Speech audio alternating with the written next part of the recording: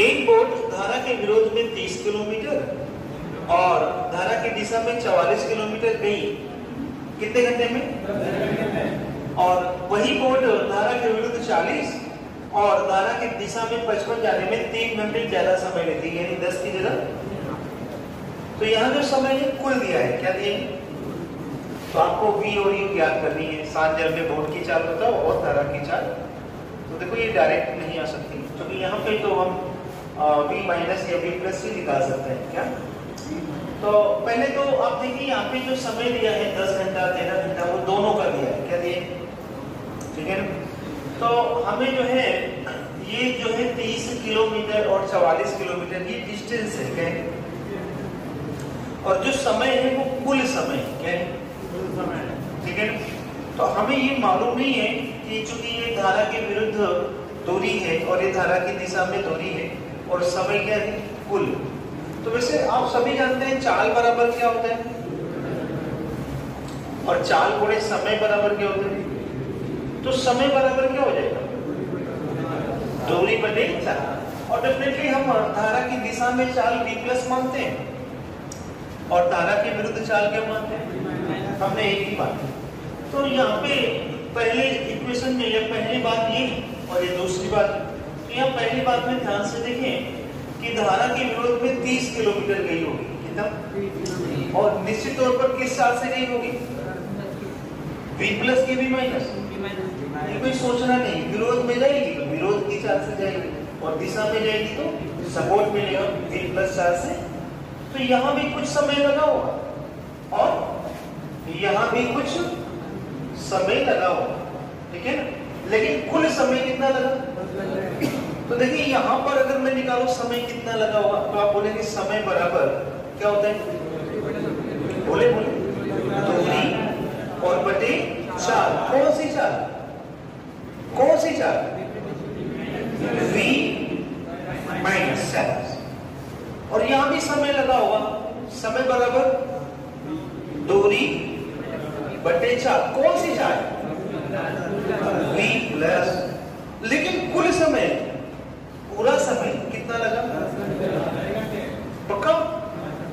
अच्छा, ये एक बात थी और ये दूसरी बात थी। क्योंकि सवाल मेरा 30 किलोमीटर धारा के विरुद्ध 44 किलोमीटर दिशा में जाने में कुल 10 घंटे, फिर आगे दिया नहीं, लेकिन विरोध में 40 है और दिशा में 55 जाए तो कुल 3 घंटा ज्यादा, यानी 10 की जगह 13। ऐसे सवाल। तो अब दूसरी बात तैयार करते हैं, दूसरा क्वेश्चन बनाते हैं। विरोध में गई कितना? तो कितना गई और किस साल से गई होगी? समय कितना लगा? कितना? यहाँ भी समय लगाओ, कितना गई? 55। किस साल से? v प्लस साल से, ठीक है ना? और टोटल समय कितना लगा? अब देखो इनको हल कर सकते हैं। एक बार कैसे हल कर सकते हैं? जैसे 30 और 40 का मान बराबर कर ले, अभी हल भी करें, लेकिन हमें बस इतना टाइम नहीं रहता, ठीक है ना? कि हम ऊपर समीकरण या द्विघात समीकरण हल करें। तो हम क्या अपने मन से कुछ आइडिया लेंगे। क्या देखो v और v माइनस और v प्लस यहाँ भी और यहाँ भी, तो कुछ ऐसा जुगाड़ हो जाए कि मतलब गेस करके हल करें। जैसे 30 है और ये क्या है? 40 है, दोनों v माइनस से क्या होगी? कटी। और 44 है और 55 है, ये दोनों v प्लस से, और समय पूरा पूरा आ रहा है, दशमलव का कोई चक्कर नहीं होगा। हमें मालूम है 44 और 55 जो है किससे करते हैं? किससे करते हैं? ऐसा तो नहीं यार v प्लस 11 हो सकता है, अनुमान लगा। तो एक बार हो सकता है v प्लस क्या हो? तो 11 चौको 4 घंटे का और 11 बजे। अच्छा, अगर ये टोटल कितना घंटा है? 10 और ये 4 घंटा है, तो इसको क्या होना चाहिए? 6 घंटा। अब 6 घंटा लाने के लिए 30 में किसका भाग देगी? 6 5 का। तो हो सकता है यार ये क्या हो? 5 हो। क्या हो?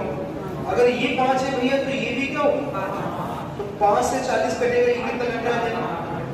अच्छा, 8 घंटा और 5 घंटा जुड़कर क्या हो रहे हैं? और 6 घंटे और 4 घंटे। यानी पक्का है क्या कि जो हमारा अनुमान है कि v प्लस कितना है और v माइनस कितना है, वो एकदम एग्जैक्ट है। देखो एक जगह बात गलत हो सकती है, लेकिन सारी जगह सही है। देखो 6 4 कितना हो रहा है? 8 5 कितना हो रहा है? तो हम इसे हल नहीं करेंगे, हम कहेंगे पक्का 11 है 5 है। तो भी बताओ 11 5 के बीच में 8 है ना, 5 से जाएगा 3 बढ़ जाएगा, और 3 क्या है भाई?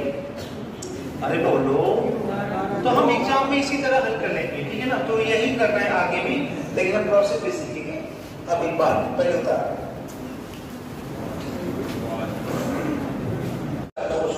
और बनेगा v प्लस और बराबर 10 गुणे 4, इधर नीचे 3 का गुणा किया, 3 गुणे 4 कितना हुआ?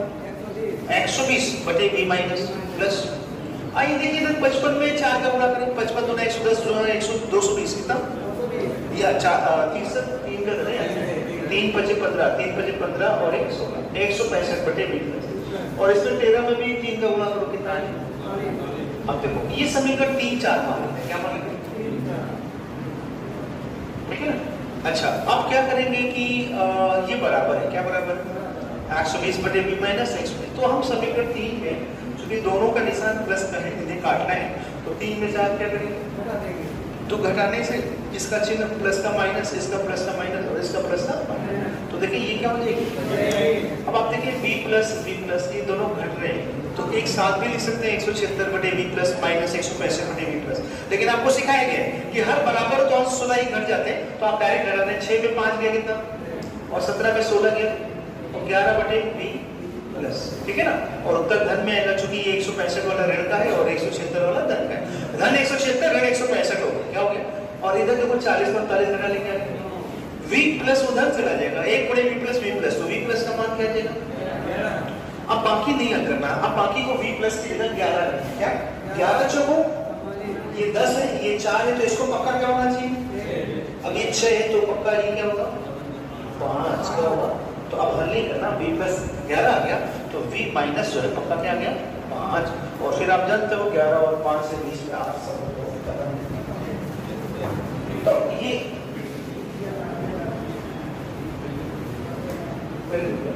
तो आइए देखिए, अगर हमें केस डायरेक्ट नहीं हो पाता तो फिर हम क्या करते हैं? एक बार और सीख लेते हैं। देखिए ये समीकरण लिखा मैंने कि यहाँ पे जो सबसे आसान है 30 40 को बराबर करना, चूंकि 30 40 का एसएल क्या होता है? 120। तो 30 को 120 बनाने के लिए हमने 4 का गुणा कर लिया, 40 को 120 करने के लिए 3 का, अब सभी में गुणा कर दिया, सभी में गुणा कर दिया, गुणा करके नोट कर लिया। देखो ये 120 बटे v माइनस 120 से बराबर है, लेकिन ये प्लस प्लस है, तो समीकरण 3 में 4 क्या किया मैंने? घटा दिया, तो ये प्लस का माइनस और ये प्लस का क्या हो गया? माइनस। अब देखो कैंसिल हो गया। अब ध्यान से देखिए ये धन का 176 और ये ऋण का 165 है, तो 176 में 165 घटा दो तो 11 बटे v प्लस धन में आएगा, चूंकि ये बड़ा ये छोटा है, और 40 में 39 के v प्लस उधर गया, इधर बचा 11, चूंकि v प्लस गुणे 1 v प्लस होता है, v प्लस का मान क्या हो गया? 11, क्या हो गया? अब v प्लस 11 हो गया ना, तो v माइनस के लिए मेहनत नहीं करेंगे, ठीक है ना। यहीं पे हम v प्लस का मान रख देंगे, क्या 11, क्या रख देंगे? अब बताओ 44 बटे 11 क्या जाएगा?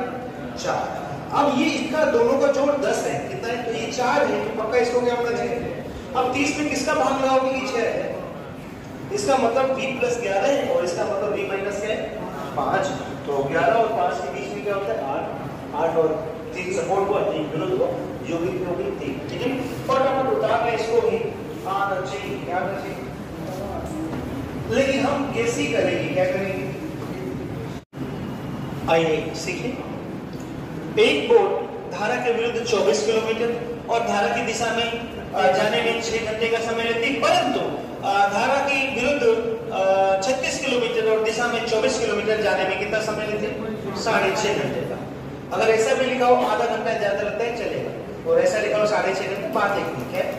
तो वही सवाल है, मैंने कहा ये धारा के विरुद्ध धारा की दिशा में, तो दिशा में v प्लस मानते हैं और विरुद्ध क्या मानते हैं? v minus. तो यहाँ पे 24 किलोमीटर की 21 चार्ज से, तो आपने कहा यार 24 और बटे v माइनस चार्ज से, तो इतना समय लगा हुआ, और यहाँ पर 36 बटे v प्लस चार्ज से, और कुल समय लगा कितना? 6। यहाँ पर भी वही बात है, 36 बटे v माइनस और प्लस 24 बटे क्या v प्लस और बराबर कितना? 6.5। कितना? अब हल करना है, देखो 24 हो सकता है 12 से कट रहा होगा ना, 24 36 और 24 ये दोनों 12 से कट रहे हैं, सारे 12 से कट रहे हैं। एक बार 12 में कुछ भी करोगे उत्तर में आना चाहिए। मैं तो 12 मानता हूँ, 12 दूनी 24। अब यहाँ भी 12 दिए 36। तो यहाँ पे 2 है तो यहाँ पे आना चाहिए कितना 4, ये 9 हो जाएगी, 9 चौको 36। अब ये 9 होगी तो 9 दूनी 18, 3 2 5, तो गलत हो गया। क्या हो गया? तो मैं इसको दोबारा सही करता हूँ, 12 का हिसाब गलत आ रहा है, तो 12 की जगह 10 दे सकता हूँ, 8 दिया 24 और 8 चौको 32 और 8 पंजे 40।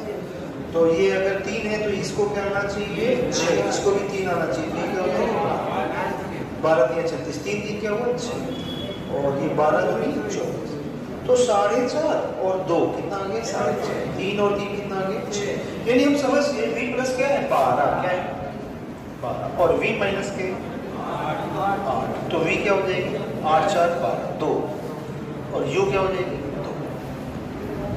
तो ये बन गया हिसाब। मुझे लगता है आगे होगा थोड़ा सा मेहनत करनी पड़ेगी, लेकिन बाकी सभी चीजों से क्या रहता है आसान रहता है। क्या रहता है